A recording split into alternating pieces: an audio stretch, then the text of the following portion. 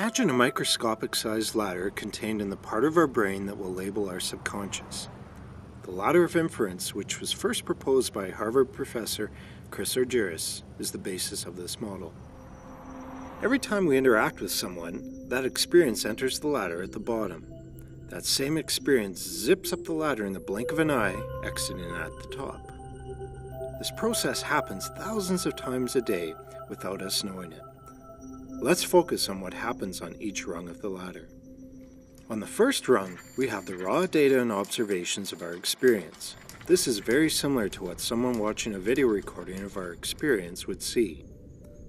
Moving up to the second rung, we filter in specific information and details from our experience.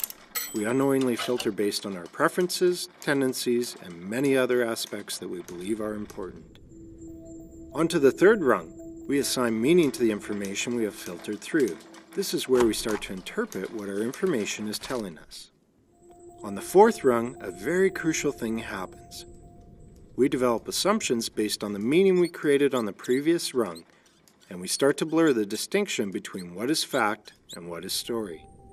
On the fifth rung, we develop conclusions based on our assumptions. This is also where our emotional reactions are created.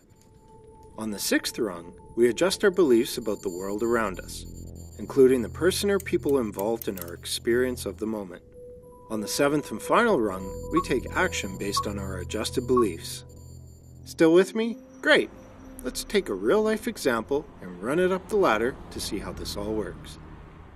Have you ever been cut off in a parking lot, signal light on, as you steer toward your coveted spot only to slam on your brakes at the last minute as someone pulls in front of you and steals your spot away? Imagine that experience and notice all of the data and observations landing on the first rung of your ladder. Now let's watch what we pay attention to on the second rung. Who cares that it's sunny out and the birds are chirping? The 50% off sign outside of your favorite store is meaningless. You filter in the sensation of your grip tightening on the wheel, you feel your blood pressure rise, you hear the squeal of your brakes, and you notice the expression on the face of the other driver as he pulls in front of you and quickly looks away. Time for our third rung. Ever since you were young, your parents taught you the importance of waiting in line and taking your turn. You live and die by the rule of first come, first served. And now this guy has just stolen your spot. What gives? Up to the fourth rung we go. Watch closely as our assumptions take over and our story creates itself. That stupid jerk. Didn't his parents teach him anything? How could he not see my signal light? He must never pay attention. Why does he think he's more important than anyone else? Jumping quickly to the fifth rung, we conclude that this guy is heartless, inconsiderate, he needs to be taught a lesson and put in his place. We feel angry, frustrated, vindictive, justified. On our sixth rung, we adjust our beliefs based on the experience. That's the last time I give in. Next time someone tries to cut me off, tires will be smoking on the pavement as I squeal past them into my spot. And finally, our last rung, we take action. We back up, pull up behind his car, honk our horn, and roll down our window to scream a few choice words his way. Now, imagine, he walks over quickly, apologizing. His wife, who is almost due with their first baby, called him from inside the mall to say she is in labor and needs to get to the hospital immediately. We are momentarily shocked, apologize profusely, and wish him luck as he rushes toward the entrance. What just happened here? What changed?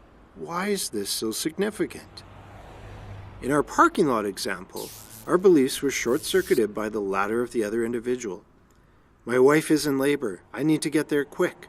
There's a parking spot. Phew! Oh, geez, I cut someone off. I better apologize quickly so they don't think I'm a jerk. But what if we were able to short-circuit our ladders ourselves? Proactively, by choice. Guess what? We can. Let's return to our unique human function of free will. Next time you notice yourself reacting to your experience, pay focused attention to your ladder. Ask yourself what beliefs are at play, and where did they come from? What data and observations did you filter in as a result of your beliefs, and why? Are your assumptions valid and supported by facts?